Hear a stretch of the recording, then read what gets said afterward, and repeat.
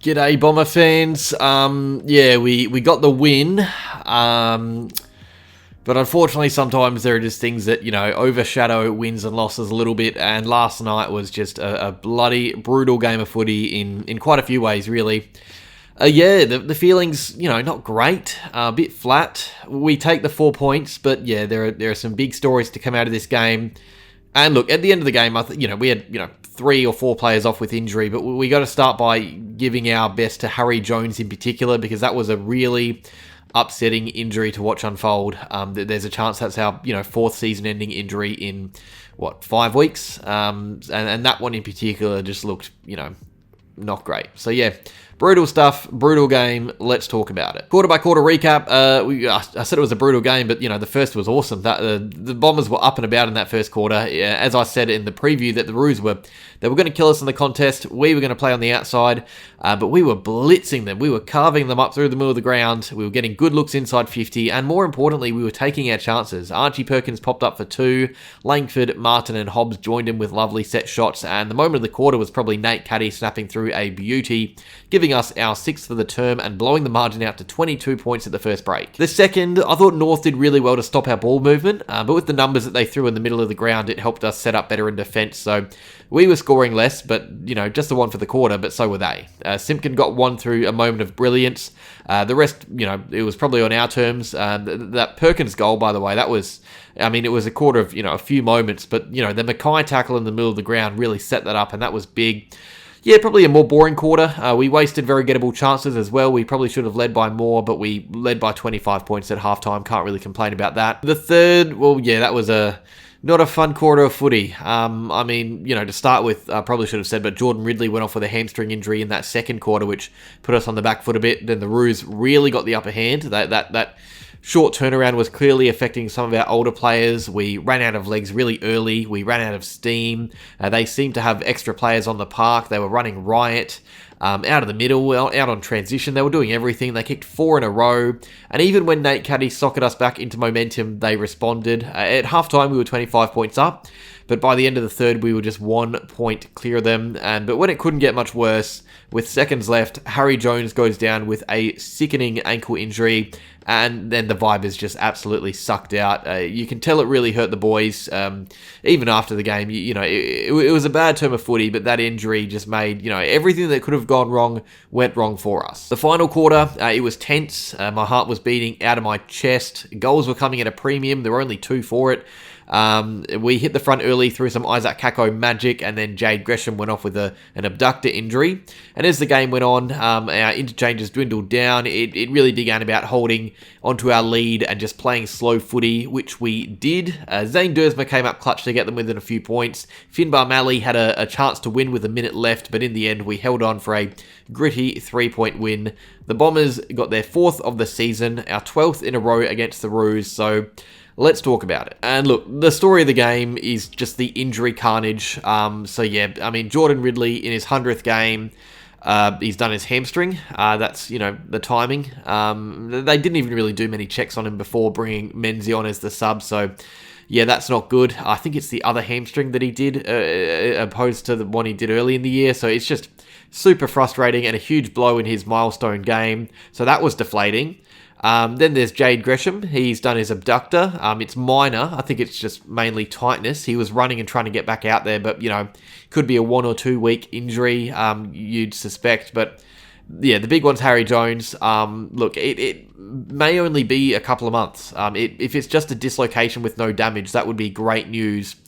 But just, the vibe and the images, you just absolutely hate to see it. You never like to see players from your team in pain like that. It's deflating for fans. So think about it for the boys out there when they see a friend, a mate that's unable to walk, almost in tears, being stretched off. A quarter after their general defense goes off at one of our best players. So, yeah, absolute carnage. And that is why I'm going to start off with a little positive note here.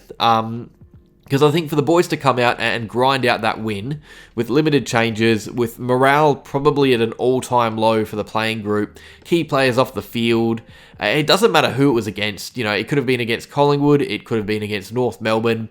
Either way, I'm proud of them for fighting out the win. I don't think we should have been in that position in the first place. It shouldn't have been a close game after quarter time. But to fight out the last quarter the way we did, you know, you got to be proud of the effort. I think the second and third, we're going to talk about that, don't worry. But the fourth quarter, to respond to adversity like that, I thought the game was over. I thought with momentum North's way in the third and that brutal injury, I was ready for the loss, but I thought they were going to cruise home.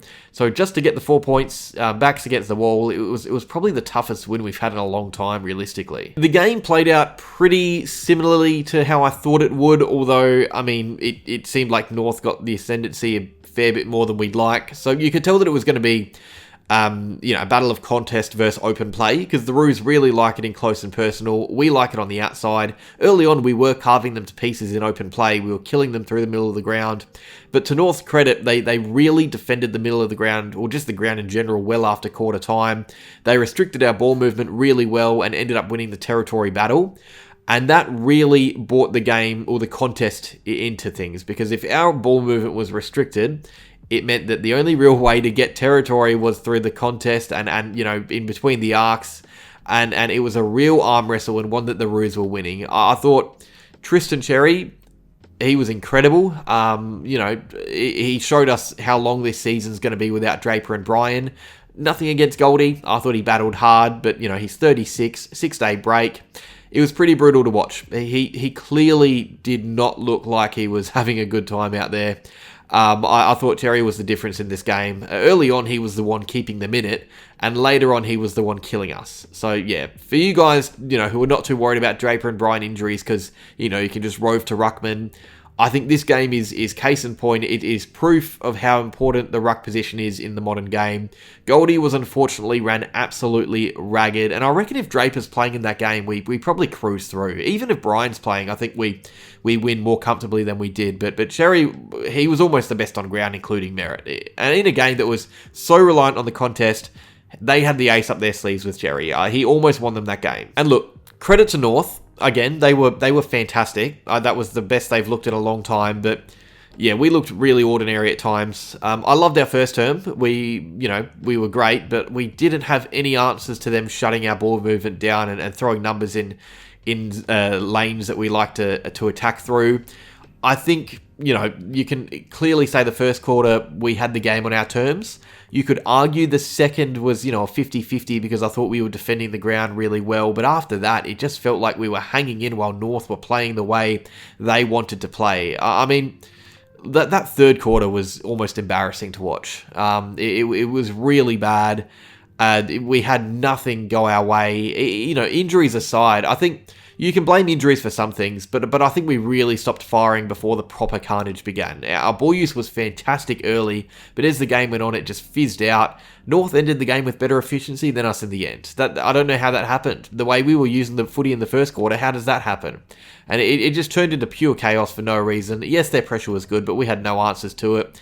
Even when we were moving the ball well and quickly, because we were at times, by the end of it, we just blazed away. I mean, that Kako one in particular, it's not me pointing him out, there's more, but that's one I think of when he breaks lines, gets through about 5 players and blazes away inside 50. There's probably 5 or 6 more like that I can think of where we had the moment where we, could have hit the scoreboard, but for one reason, or for whatever reason, we just lost brain cells going inside 50. It just...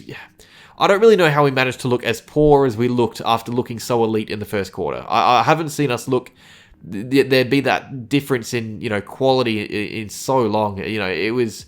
Yeah, I think by the end of the game, we were definitely the poorer team to end it. But in the end, I think it was just our defence that was strong enough to get the job done for us. So thank God for the back six. They get a lot of criticism when things don't go their way, but they really saved us last night. It was a very Essendon performance. They really do tease us, don't they? They get us nice and relaxed and they turn to poo out of nowhere. I don't like to talk about individuals too much in these videos because I kind of go through it anyway in the player ratings, but I thought there were quite a few individuals that were just not good enough, which is really annoying when you look at the injuries because We've got 3 outs next week. It's hard to even, know if we can replace them with the players we have. I mean, you look at Geelong, they've got 35 to 40, AFL-ready players on their list. We've got a lot less, maybe 30, plenty of which are injured. Our list is so young. There are so many project players in the resis that aren't ready to play AFL footy that just might be called upon at some stage because we don't have any other options. Yeah, I mean, it means that we're probably going to see a fair amount of guys that would be dropped, maybe from a Geelong, for example, probably stay in the team next week. So underperforming players just kind of have to play. And it felt like there were some real floaters in this game. I'm sure North fans would probably say the same about their team. But yeah, I reckon if there's an indicator that we're probably a few years off, it's that. And I think that's why glimpses are really important this year, because our list is just not up to standard right at the minute. And I think it's 100% on the right track. If anything, this game gives me more faith than it is. But right now, it is too young, and we still have players playing that won't be part of our next premiership push. If we're talking about this game, in later years, and this is how I like to judge our season, if we play like that first quarter, I mean, that gives me hope for the future. That quarter, that gives me hope for the future. And if we finish games like we did in the fourth, that also gives me hope for the future. I mean, the rest of the game, that's a learning experience. That has to go. That's not acceptable. And I think that will be gone with a fitter list and with experience and better players. I know it's hard to watch games like this, and I'm not happy about it. I mean, you can probably tell. I had a chat to Fiona on Bomber Banter after the game, and I was pretty flat. I didn't like watching the game, but if we're being realistic, we're younger than North, we're less experienced. We had 3 players go off with injury, bad injuries too, popular players in the group, friends, but they have about 900 first-round picks in the last 5 years. They should be better than us, but we got the win with our backs against the walls. And I like to say, if you're unhappy after a win, it's probably a better thing than a bad thing. Right now, fans are complaining, calling for heads and whatnot, but we did get the 4 points. Yeah, look, there's heaps to really dislike about this game. I don't like our complacency after getting leads. That's been an issue for a while, and that's something that really needs to be addressed. I don't like the stark difference in our ball movement at its best compared to at its worst. I don't understand how that happens. Individuals, as I said, I didn't name them, but stick around for my player ratings. You'll see. Yeah, I mean, this is not a game we're going to think back on fondly. I'm not going to be telling the grandkids about that Thursday night at Marvel against the Roos. There was heaps to be really frustrated about. I could go on, and I'm sure Scott and the boys feel the same way. But I think there are 2 big positives, or maybe 3 big positives from this game that give me, if anything, they give me more hope for the future than I had leading into this game. We're going to start with the kids. We're really starting to see players that we're, hopefully going to push with. Caddy, Kako, Roberts, Reed, Perkins, even guys like Durham, Dersmer and Martin. They're still young. We forget how young they are still. They're all going to be around in 5 years' time or more, playing footy for us. Goldie and Setterfield probably won't. And unfortunately, guys like Goldie, he was probably one of our weakest links. Nothing against him. I think, he's a great ruckman, but he was just tired. But yeah, I mean, those young guys continuing to perform, throw in others in the VFL showing promise, and the draft haul that we have coming up, you can see what we're building. And I think it is so clear from a game like this, with all the performances from the young players, that you can see what we're building. So that is promising. But the 2 main things that, from this game that I really liked the most, the first quarter, that was fantastic. We looked great. We looked the best we have all year, I reckon, with our ball movement. But the resilience that the young group showed, and I think, those 2 positives outweigh the countless negatives with our game on the night. The first quarter and the resilience. Because in the end, we won. We were far from our best, and we got the job done. And North gave us everything they could. They left everything out there. They were awesome. Their fans are happy with their performance, and they should be. We were just not up to standard. We were poor for large parts of the game, but we walk away with 4 points. I'm unhappy, more so because, guys I like and admire on the sidelines with injuries. Ridley in his 100th doing his hammy. Jones, I mean, it's a bit of a disaster of a night. We probably should have lost that game when you really think about it, but we didn't.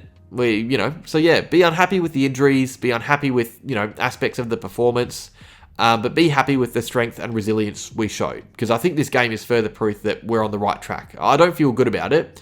But, rough night, stressful night, upsetting night, but it's a win. Okay, votes. One vote to Mason Redman. I thought he was so important for us back in defence. Some of those efforts late in big packs, putting his body on the line, and he was struggling for form a bit. I don't think he was good last week. And then Ridley goes down with injury, probably our most important player to our defensive structure. And Redmond is the one that steps up to the plate and leads. We criticise his leadership, but he was a leader for us back there. 2 votes to Archie Perkins. I thought he was awesome early. He was a great marking target and was super important in the contest with that hip strength. He kicked 3 goals for us, the most on the field. And when we were at his best, he was probably the best for us. But 3 votes to Zach Merritt. I mean, yeah, in the end, he was the one who won the game for us, I think. His efforts late were just magnificent. He's going to be a legend of the club, and we shouldn't be surprised by games like this. It's further proof that he's probably going to win another Crichton, maybe a Brownlow contender. Sky's the limit for him. Fantastic player. The role player, I'm going to give it to 2 meter Peter. I thought he was iffy for large parts of the game, blowing gettable chances in front of goals, which you rarely say about him. But yeah, late on he was massive. Some of those contested marks were so deflating for North, and some of his efforts in the ruck as well. That massive tackle on Darling pretty much iced the game for us. So yeah, he gets my role player.